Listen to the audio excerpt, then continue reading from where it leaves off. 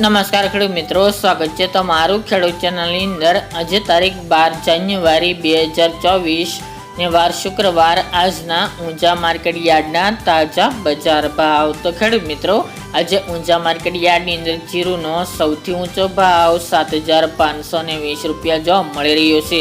આજે ફરીવાર ઊંઝા માર્કેટ યાર્ડની અંદર જીરુના ભાવમાં વધારો જોવા મળી રહ્યો છે, તેમજ 7,000 પ્લસ ભાવ બોલાઈ રહ્યા છે। આવી જ રીતે ભાવ વધઘટ સાથે જોવા મળે તેવી શક્યતા દેખાઈ રહી છે। તો ચાલો ખેડૂત મિત્રો, આપણે જાણી લઈએ કે આજે રાયડો, જીરું અને અજમાના ભાવ શું ચાલી રહ્યા હતા।